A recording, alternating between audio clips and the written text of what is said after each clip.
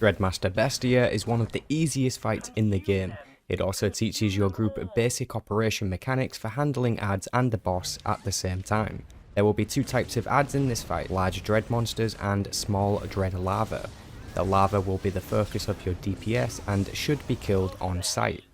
They can be a nuisance to your healers, so if you let them gather up, you could end up losing the fight. The large dread monsters should be dealt with after the small adds. The tank, or D with T, can hold the large add and keep it on top of the group for AoE damage. Dreadmaster Bestia doesn't join the fight right away, so you get time to practice the adds first. So long as you kill the small adds quickly, this fight shouldn't be a problem. During the fight you may see a red AoE on yourself, represented by this debuff. When you have this, just move out of your group and use a defensive if needed. After Bestia joins the fight, large yellow pools will spawn on the floor that deal a lot of damage when stood inside of. Avoid them at all costs. Have your tank move Bestia and or the adds away from these circles.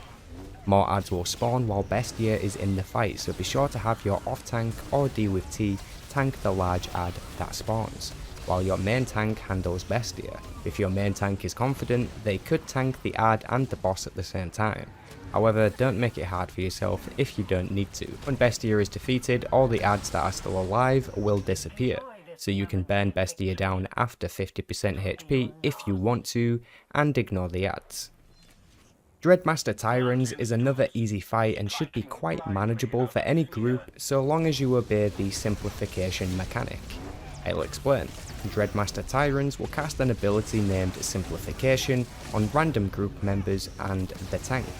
This ability is represented by a large red circle that gets progressively smaller underneath you. When the circle closes in fully, it will highlight whichever stone slab you're currently stood on, which will then fall and no longer be usable. So as the fight goes on, there is less and less floor space to move on. So the group must be aware of this mechanic or you risk constantly falling down. If you do fall, you won't die, but you will need to click the object in the middle to get back up. When you get the simplification circle, run it to the outer edge of the room first, making your way inwards for the next ones if needed. That way you keep as much floor space as you can. The next thing to know is Tyrants will only stand in the middle of a stone slab. It doesn't move around like normal bosses. He will only ever stand exactly in the middle and face his target. As the tank, you'll need to position yourself in the corner of a slab and only ever move when you need to drop simplification somewhere safe. The last thing to know is that Tyrants will also hand out another debuff called Inferno, which will drop a small red AoE underneath a player and start a large fire. Your group must avoid standing in this fire, and if they can, place it somewhere safe, although there isn't always time. That should be all you need for Dreadmaster Tyrants. Dreadmaster Calphayus can be a challenge if your DPS isn't very good. To start the fight, you should have your group stacked somewhere close to the front door. Occasionally, a large red circle will be cast out to a random group member, which needs to be moved away from the group as soon as possible. If this red circle reaches your tank, then you will cause them to potentially die due to increased damage from Calphayus, so do not ever run this circle near your tank. Eventually, two portals will spawn on either side of Calphayus' throne, blue on the left and orange on the right. The blue portal travels to the past and the orange portal travels to the future. For this first portal phase, your entire group should enter the blue portal. When inside, you'll find another version of Tyrans which your tank should take, and you'll see a crystal held on a podium in one of the corners of the room. The challenge here is to keep the crystal alive. Adds will spawn and try to destroy it, but you must defeat them and heal the crystal. Your healers can target the crystal and heal it if needed. Once the time has elapsed, one of your group members will need to click the crystal to pick it up and then carry it over to the plot of dirt that is highlighted with a beam. Once complete, your group will return to the throne room. Repeat what you did at the start until the next phase of portals spawn. This time you'll want to split your group evenly in half and each take a portal. The players inside the orange portal must attack Calphayus and call out in the chat whereabouts he is stood when channeling his bubble. For example, if he stood on the front left of the doorway, then call out in chat front left. Continue this until the group inside the blue portal are finished. For the group inside the blue portal, you'll need to destroy the crystals in the room that have a blue circle underneath them. The crystals you need to target will be in the same place where your callouts are from the orange portal team.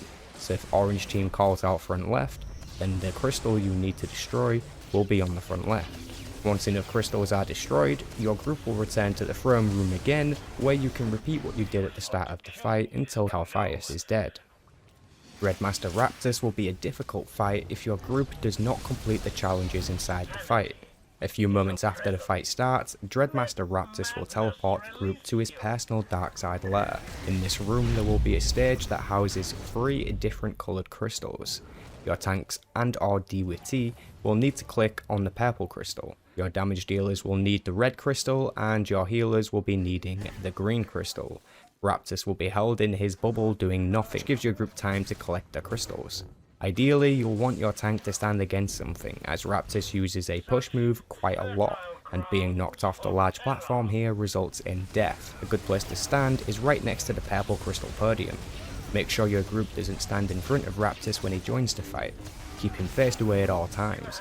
After some time, Raptus will begin his challenges. When they begin, Raptus will challenge one of your tanks to stay and face him. If this is you, then you must stay behind and kite Raptus around the room.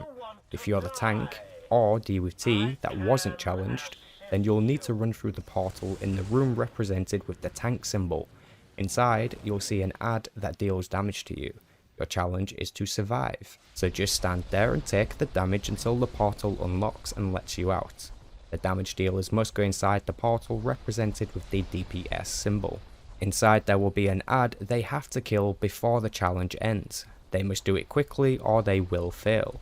Any failed challenge will make Raptus stronger. The healers must run through the portal represented by the healer symbol. Similar to the crystal from the Calphayus fight, the healers must keep the ad inside the portal alive. The ad will be taking damage quickly, so they must heal quickly. Once all challenges are complete, all players will return to the lair room and continue the fight with Raptus. When prompted to do so, the full group must pick up their crystals again and complete another set of challenges the exact same. If you don't pick up your crystal, you won't be able to enter your portal. After the second wave of challenges, you're free to burn Raptus and finish him off. Beware though, in this part of the fight, Raptus uses more AoE abilities. This one you see now in particular is quite harsh, so be sure to avoid it. This information should get you through your fight with Raptus. The Dread Council. This fight is surprisingly easy, however it has potential to go wrong. Around the room you'll see all the bosses you already defeated. This time you gotta fight them all at once. Your main tank is going to need to take Bestia to start with. Your DWT or off tank should kite Calphayus around the room while the rest of the group kill the other bosses. Calphayus is the last to die here. You'll also need to appoint someone to Raptus to kite him around the room until Bestia leaves the fight, otherwise Raptus will run through the group wildly with AoEs and spin attacks. Use someone with a taunt or hide damage. Don't worry about having anyone tank Tyrans, as he can't be taunted in this fight. The off tank or DWT that kites Calphayus should know that he drops red circles that buff him, so you need to constantly move Calphayus around the room while not letting him stand in his own power up. So when the fight starts, have your DPS focus Bestia first. The tank will need to be careful as Bestia does use a push move. When she hits near 50% HP, she'll return to her throne and leave the fight. The tank should immediately pick up Raptus at this point. All the DPS should also focus Raptus. When Raptus gets to near 50% also, he will leave the fight. Next up, your group should attack Tyrans until he also leaves the fight at near 50% HP. After Tyrans, your group will need to focus the last one, Calphayus. This Dreadmaster will have a shield around him. You need to be inside this shield, otherwise you won't deal any damage to him. After Calphayus leaves the fight, 2 other bosses will spawn. The Ghost of Dreadmaster Brontes and the Dragon of Dreadmaster Styrak. Have your main tank take Brontes as she hits quite hard. Brontes can't be moved, but she will teleport around the room. Your DPS should kill the dragon first as it has less HP. You can have your off tank or DWT taunt the dragon. Keeping the bosses together helps AoE damage. After these 2 bosses are defeated, the other 4 Dreadmasters will return to the fight. You must do the same again as you did at the start. Focus Bestia first, and as soon as she's near death, all the Dreadmasters will jump to the middle of the room, signalling the end of the fight. Work through them in the same order as explained before. Bestia, Raptus, Tyrans, then Calphayus. After this you will have defeated the Dread Council.